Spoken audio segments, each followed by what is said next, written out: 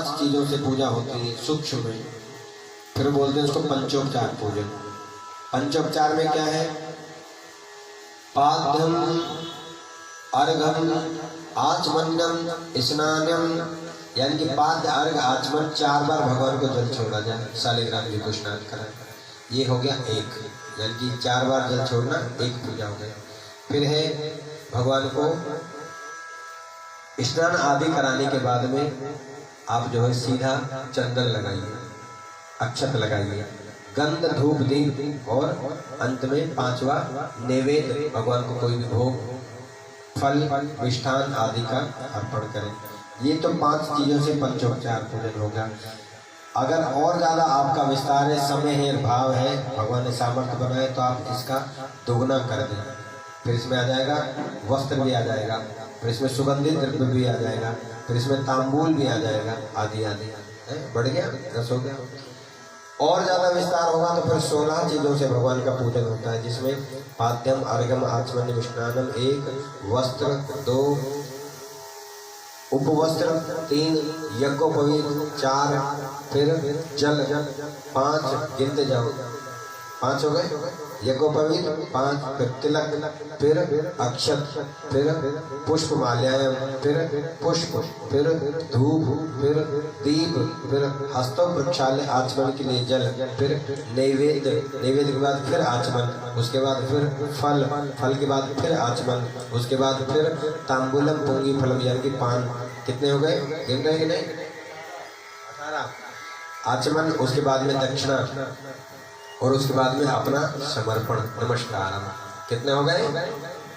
ये 16 उपचार पूजा है। 16 उपचार पूजा का वो नहीं है भाई, कहीं तक भी आपका जहाँ तक मन का भाव विस्तार है वहां तक जा सकते हैं। ये 16 उपचार पूजन करें। आगे लिखा है तीर्थानी दक्षिणे पादे वेदांतन मुख आसिता। बड़ा सुंदर भाव। इसके बाद में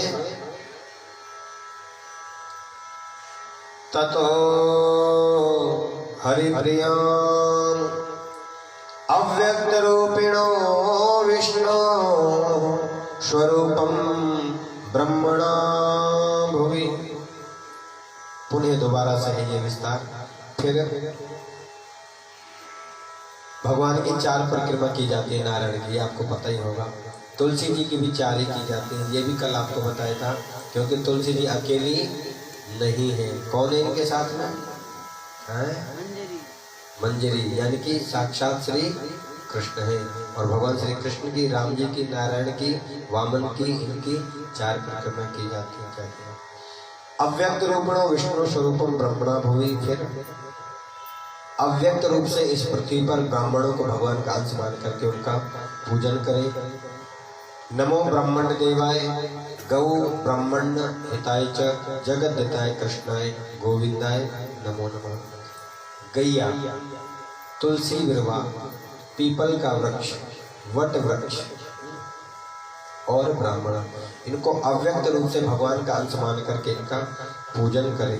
ततो हरि कथाम श्रुत्वा, इसके बाद में हरि कथा श्रवण करनी चाहिए। ऐसा करने से ठाकुर जी कहते हैं कि मैं प्राप्त हो जाता हूँ, मेरी भक्ति प्राप्त हो जाती है। ऐसा करने मात्र से प्राणी जो है, कल हम चर्चा कर रहे थे कि स्वर्ग और वैकुंठ 2 स्थान हैं। तो पुण्य प्राप्त करने से तो स्वर्ग मिलता है, लेकिन हरि की सेवा करने से, कार्तिक में शालिग्राम जी की सेवा करने से, तुलसी जी की सेवा करने से, दीपदान करने से स्वर्ग से भी कोई सुंदर जो जगह है उसका नाम है वैकुंठ, वो प्राप्त हो जाता है। इन समस्त सूक्ष्म कार्तिक के नियमों की कथा को सुनने के बाद में सूत जी महाराज ने वो कथा श्रवण कराई जो स्वयं श्री नारायण सत्यभामा जी को श्रवण करा रहे हैं। सूत जी कहते हैं, हे ऋषियों, एक समय योगीराज नारद जी महाराज भगवान की लीलाओं को देखने के लिए आए।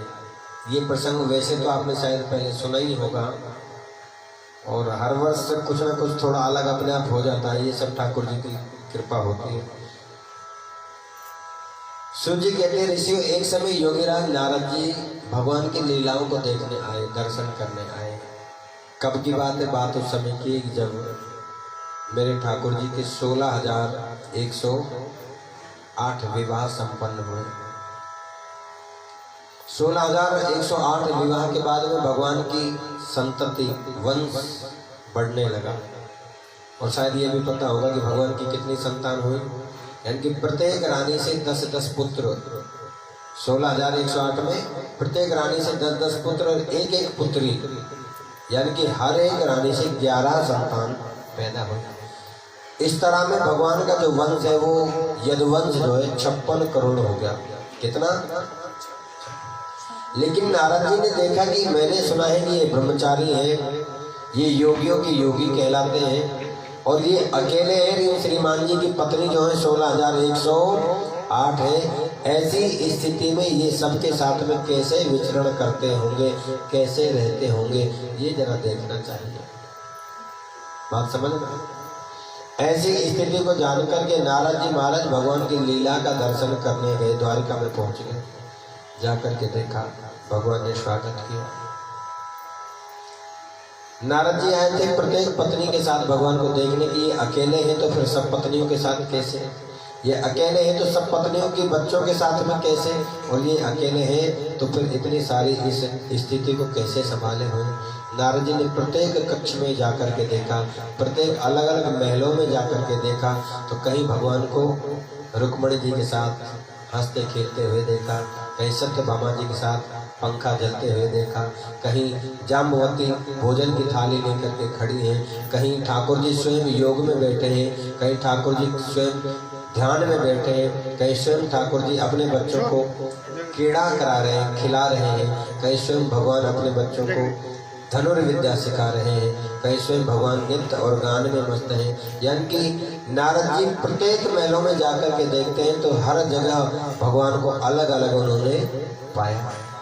नारद जी का मोह दूर हो गया।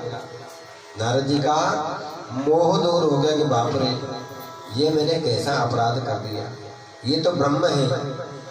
इन्होंने लिखा है कि वेद में कहा है कि एको हम द्वितीयो नास्ति, ये एक ही है और ये एक होकर के भी अनेक हो सकते हैं, ये अनेक होने के बाद भी एक हो सकते हैं, यानी कि इनके लिए कोई कार्य असंभव नहीं। भाई ये सामर्थ्यवान है, ये परिपूर्ण ब्रह्म है। ये वेद में कहते हैं एम ब्रह्म जीवोस्मि, यानी कि जो कुछ चराचर में आपको परिलक्षित हो रहा है, दिखाई दे रहा है, अब चाहे वो जलचर हो, चाहे थलचर हो, चाहे नभचर हो, अब चाहे वो वनस्पति में हो, चाहे जल में हो, चाहे जीव विचरण करने वाले हों, भगवान कहते हैं अहम ब्रह्म जीवोस्मि, मैं सभी में व्याप्त हूँ, सर्वोहम, मैं सभी जगह हूँ, सर्वात्मा हम, और सभी की आत्मा में भी मैं ही हूँ। हाँ, मेरा स्वरूप, मेरा अंश सभी में भिन्न भिन्न रूप में, भिन्न भिन्न जाति प्रजाति में, भिन्न भिन्न स्वेदज, उद्भिज, जरायुज, अंडज आदि आदि, इन सब में मैं ही हूँ। मेरे अंश मात्र ये संसार की सृष्टि है। तो भगवान कहते कि मैं एक होकर के भी सर्वस्व हूँ, सर्वस्व होकर के भी एक हो सकता हूँ, क्योंकि जब सब कुछ सर्वस्व समाप्त हो जाता है, लय हो जाता है, तब भी मैं एक बचता हूँ। तो भगवान कहते हैं कि मैं, नारद जी कहते हैं कि ये तो मैंने बड़ा अपराध कर दिया, मैं इनकी लीला का दर्शन करने आया, ये मुझे कैसा मोह हो गया, ये मुझे कैसा अज्ञान हो गया। तो अज्ञान तिमिरान्धस्य से आज भगवान की लीलाओं को देख करके उनका वो जो तिमिर है, जो अंधकार है, वो जो अज्ञानता है, वो दूर हो जाती है।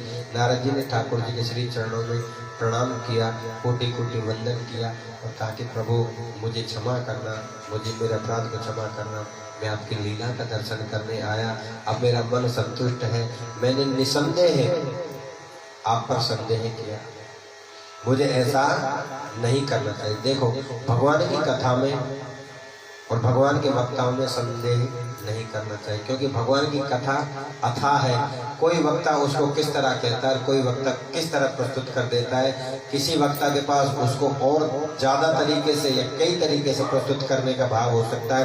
इसलिए वक्ताओं में भी संदेह करना नहीं चाहिए, क्योंकि वक्ता में संदेह भगवान की कथा में संदेह है, भगवान में संदेह है। इसलिए लिखा है कि प्रभु मैंने आपके प्रति संदेह किया, मुझे ऐसा नहीं करना चाहिए, क्योंकि आप तो वो कर सकते हो जो हम सोच भी नहीं सकते। आप ही तो वो हो जो असंभव को संभव कर सकते हो। इसलिए मुझसे बहुत बड़ा अपराध हुआ। नारद जी ने प्रणाम किया, प्रणाम करके नारद जी वहां से विदा हो गए। नारद जी का जाना हुआ और उसी बीच में सत्यभामा जी महारानी का आना हुआ। अब इसमें लिखा है बड़ा सुंदर भाव सत्यभामा जी का।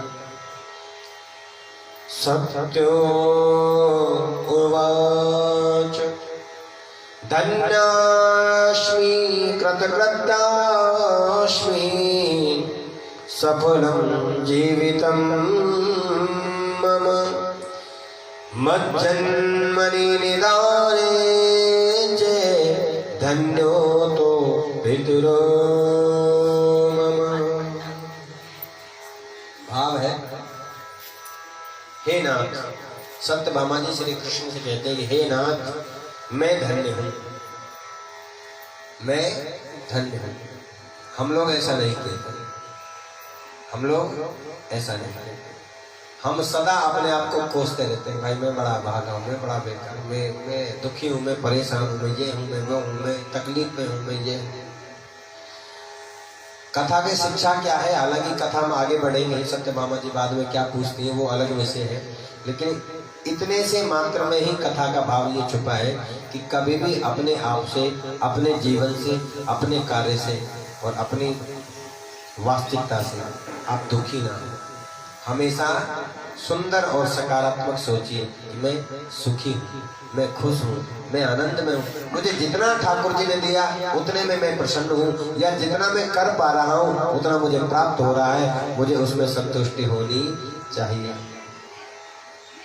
जितना हम सकारात्मक रहेंगे, जितना हम ये सोच करके चलेंगे कि मैं खुश हूँ, मैं आनंद में हूँ, एक दिन ऐसा आएगा सच में आप धीरे धीरे धीरे धीरे आनंद में होते ही चले जाओगे। आपके जीवन में सब प्रकार का सुख आता चला जाएगा। ये वैसे सत्य बात है, ये प्रैक्टिकली बात है, इसमें कोई कथा की ये बात नहीं है, ये वास्तविकता में है। आप जैसा सोचेंगे वैसा ही हमारे जीवन में होने लगता है। क्योंकि गरुड़ पुराण में नीति सार में एक ऐसा प्रसंग आता है, मैं स्वयं उसको पढ़ा हूँ। गरुड़ पुराण के नीति सार का एक प्रसंग है कि हमारे मस्तिष्क में ब्रह्मरंध्र होता है। जानते कि नहीं जानते हैं? जानते तो ऐसे करो, नहीं तो ऐसे करो। और सच में जानते हो तो बताओ, ब्रह्मरंध्र जानते क्या कहते हैं उसको? साधारण भाषा में क्या कहते हैं? तलवा।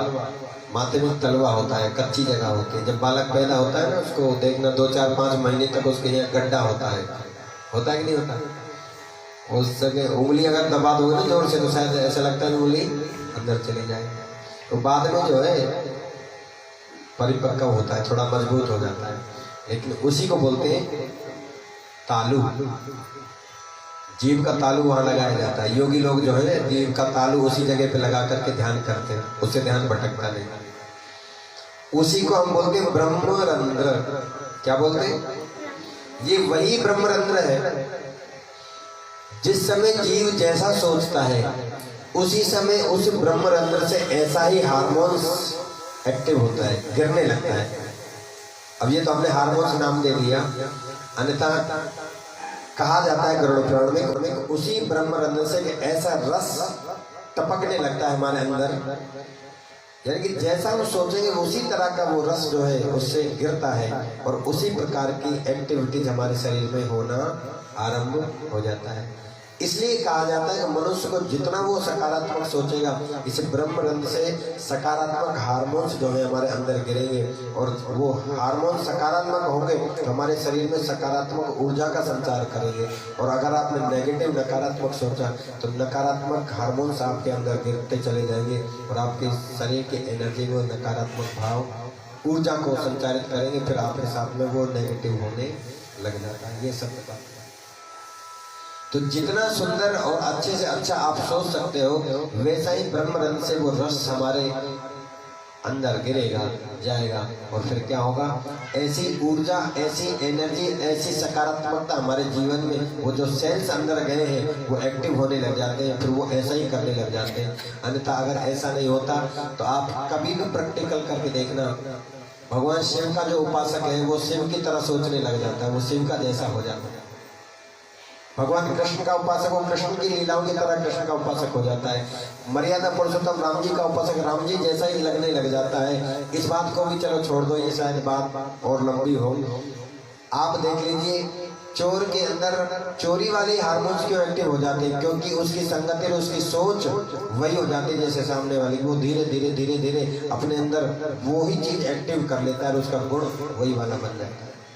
शराबी व्यक्ति धीरे धीरे शराबी व्यक्ति के पास बैठेगा तो उसी के सोच के अनुसार वो धीरे धीरे सोचने लगता है, सोचने लगता है, सोचने लगता है, और सोचते सोचते सोचते उसके जो सेल्स हैं जो गिरे अंदर, वो उस चीज के लिए प्रेरित कर देते हैं, नहीं तुम्हें भी ये कार्य करना है। वो उसी तरह कल रात्रि में मुझे किसी व्यक्ति के बारे में पता लगा जिसका मैं सोच भी नहीं सकता था, सपने में भी नहीं सोच सकता था कि ऐसा भी हो सकता है। पर उसकी संगति का जब मैंने पता किया तो मुझे पता लगा कि लगभग 4 से 5 लोग उसकी संगति में जुड़े, और आज वो व्यक्ति जो कहाँ था, किस ईश्वर की समीपता में होता था, आज वो मैंने देखा कि मदिरा पान करके मेरे सामने उपस्थित हुआ।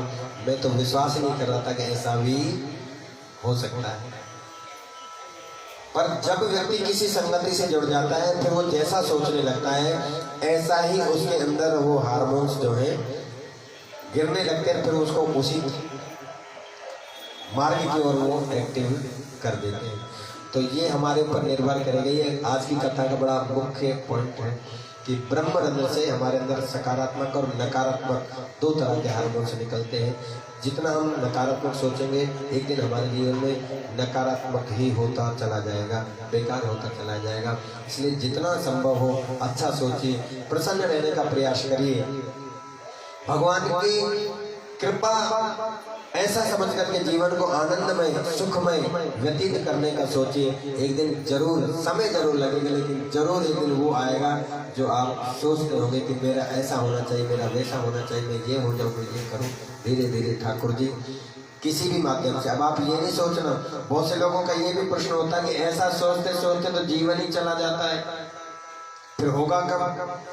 पर आपको शायद ये नहीं पता, जब आपने ऐसा सोचा तो ऐसा सोचते सोचते सोचते जो संतान को आपने जन्म दिया उस संतान में आपके ब्रह्म रंग से वो सकारात्मक हार्मोन्स गए और उसी हार्मोन से आपके संतान का निर्माण हुआ। तो आपका जीवन बेशक निकल गया हो, फिर आपकी संतान आपके जीवन में सुख लेकर के जरूर आपकी तरफ देखें, हाँ भाई मैं अपने आप में तो कुछ नहीं कर पाया पर मेरी संतान ने अब मेरा अच्छा जीवन कर दिया, मेरा नाम कर दिया, क्योंकि अच्छी नौकरी लग गया, अच्छा व्यापार कर रहा है। ये किसका फल है? ये हमारी उस अच्छी सोच का ही फल है। परिणाम चाहे देर से आया हो पर आता जरूर है। बोली सच्चिदानंद भगवान की।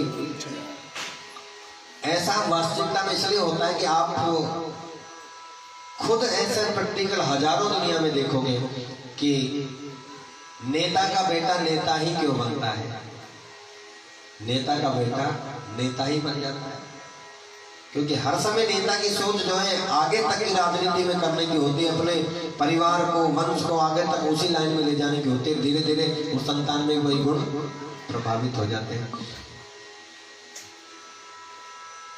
ये जो फिल्म बनाते हैं हीरो लोग हैं, इनके बच्चे फिर उसी लाइन में क्यों चले जाते हैं? डॉक्टर का बेटा अधिकतर डॉक्टर ही होता है, इंजीनियर का बेटा इंजीनियर ही ज्यादातर बनता है, लगभग देखने को यही मिलता है। व्यापारी का बेटा व्यापारी बनता चला जाता है, क्योंकि जैसी हमारी सोच रहेगी वैसी हमारे बच्चों में हमारे द्वारा आए हुए हार्मोन्स एक्टिव होते हैं और उसका जीवन उसी पथ पर चल पड़ता है। कहने का मेरा तात्पर्य यही था कि सत्यभामा जी स्वयं सोचते कि मैं धन्य हूँ, तो हम क्यों ना सोचेंगे हम धन्य हैं? हमें भी सोचना चाहिए। आगे क्यों उन्होंने ऐसा कहा वो सुनने वाली अलग कथा है, ये हमारा अलग विषय। इस धन्य वाले पॉइंट पर ये कथा शुरू हो गई थी, तो मैं तो यही कहूँगा जीवन में अच्छा सोचिए, अच्छा होगा। आइए, सत्यभामा जी कहते हैं कि हे प्रभु मैं धन्य हूँ, धन्यासि कृतकृत्यास्मि सफलम जीवितम मम। मेरा जीवन सफल हो गया। बड़ा सुंदर भाव लिखा है, हे नाथ मैं धन्य हूँ, मैंने सब कुछ कर लिया, मेरा जीवन सफल हो गया और मेरे जन्म निदान के कारण यानी कि मेरे जन्म के कारण मेरे माता पिता भी धन्य हो गए। ऐसा कोई कहता है क्या? कोई नहीं कहता, लेकिन सत्यभामा जी कह रही है कि मेरे जन्म से मेरे माता पिता भी धन्य हो गए। कितना सकारात्मक है, कितना सुंदर भाव है। ऐसा क्यों? बोले मेरे माता पिता इसलिए धन्य हो गए जिनकी मैं बेटी हूँ, और मैं जिनकी बेटी हूँ उनकी बेटी का जो पति है वो त्रिलोकी नाथ है। इसलिए मेरे पिता मुझे जन्म देकर के धन्य हो गए कि मेरे कारण उनको भी आप जैसा दामाद, आप जैसा वर प्राप्त हुआ। इससे ज्यादा उनका जीवन और धन्य क्या हो सकता है। लेकिन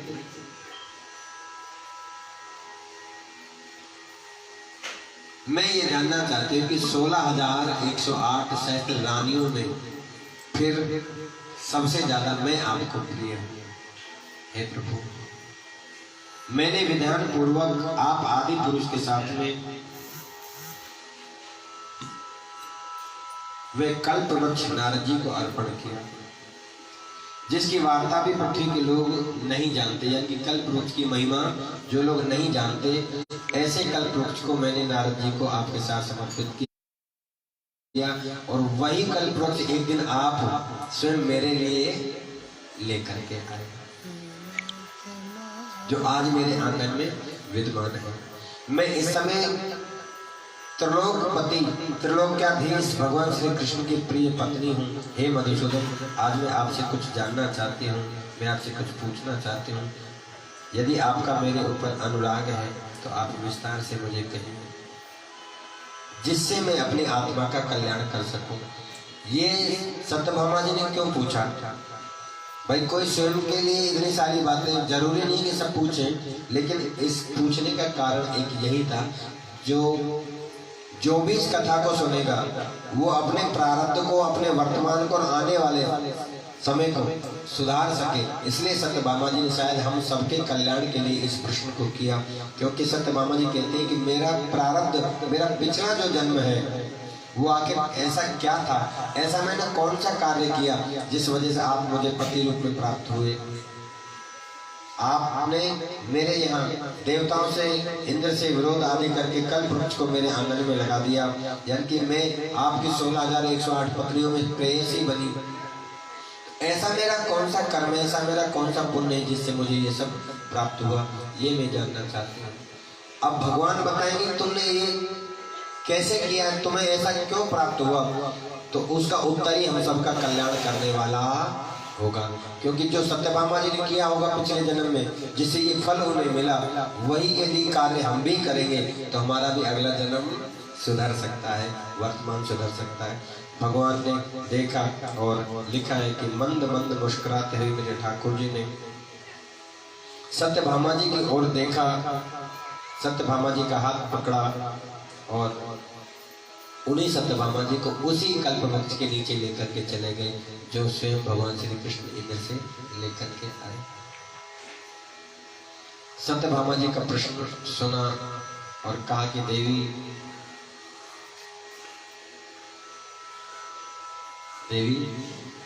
तुम्हारे मन का भाव मैं जान गया हूँ, मैं समझ गया हूँ। तुमने जन कल्याणार्थ ये प्रश्न किया है, पर जो इस प्रश्न के उत्तर को जानेगा वो जीव भी इस कथा के माध्यम से अपना कल्याण कर लेगा। अब भगवान ने क्या क्या बताया कि तुम पिछले जन्म में किसकी पुत्री थी, क्या तुमने पुण्य किया, क्या ऐसा व्रत किया जिससे तुम्हें मैं त्रिलोकीपति प्राप्त हुआ, तुम सबसे प्रिय मुझे हुई और तुम्हें सब कुछ ये प्राप्त हुआ जो तुमने चाहा। तो इस कथा को हम जो है कल ठीक 6 बजे यहाँ पर श्रवण करेंगे, उपस्थित होंगे।